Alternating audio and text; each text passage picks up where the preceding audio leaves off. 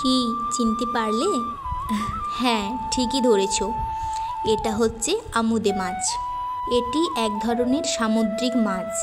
আজকে এই ছোট ছোট আমুদে মাছের দেশি পেঁয়াজ দিয়ে ঝাল চচ্চড়ি রান্না করা হবে। খুবই সিম্পল একটি রেসিপি, যার জন্য আগে তো মাছ ভাজতেই হবে। এখানে আগে থেকে মাছে লবণ আর হলুদ মাখানো ছিল।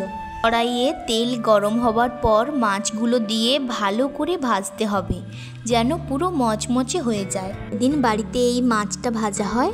আমি আর ভাই তো বাটি নিয়ে বসে থাকি ভাজা মাছ খাওয়ার জন্য। আচ্ছা, তোমরা কি এই মাছের পাকা তেঁতুল দিয়ে কখনো টক খেয়েছো? অসাধারণ হয়। কোনো একদিন তোমাদের কাছে তা শেয়ার করব। একদম আলাদাই একটি রান্না।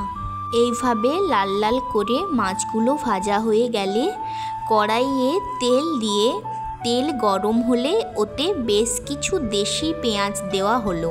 এগুলো আমাদের বাগানেরই চাষ করা দেশি পেঁয়াজ। পরে এতে লবণ, হলুদ আর বেশি করে গুঁড়ো লঙ্কা দিতে হবে। যখন পেঁয়াজগুলো নরম আর বাদামি রঙের হয়ে আসবে, তখন অল্প জল দিয়ে মাছগুলো দিয়ে দিতে হবে। আর হ্যাঁ, সঙ্গে একটু জিরে গুঁড়োও দিও কিন্তু।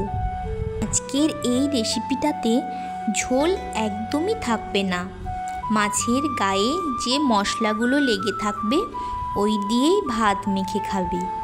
বিশ্বাস করো, এর আলাদাই স্বাদ পাবে। অল্প জল আর সবগুলো মাছ দিয়ে কিছু সময় ঢাকা দিয়ে রান্না করলেই তৈরি হয়ে যাবে আজকের ইউনিক রেসিপি, বাড়ির দেশি পেঁয়াজ দিয়ে আমুদে মাছের ঝাল চচ্চড়ি। যারা ঝাল খেতে পছন্দ করো তাদের আজকের এই রেসিপি দারুণ লাগবে।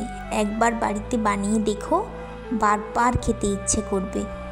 আমাদের বাড়িতে তো সবাই ঝাল খেতে খুব পছন্দ করে, তাই এই রেসিপিটা সবারই খুব পছন্দের।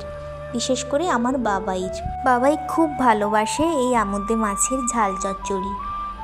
আশা করছি আজকের এই ছোট্ট রেসিপিটা তোমাদের সবার অবশ্যই ভালো লাগবে। আর ভালো লাগলে লাইক, শেয়ার আর কমেন্ট করো। আর চ্যানেলটাকে অবশ্যই সাবস্ক্রাইব করে দিও। আবার পরে দেখা হবে অন্য কোনো রেসিপি নিয়ে। ততক্ষণ পর্যন্ত ভালো থেকো, সুস্থ থেকো।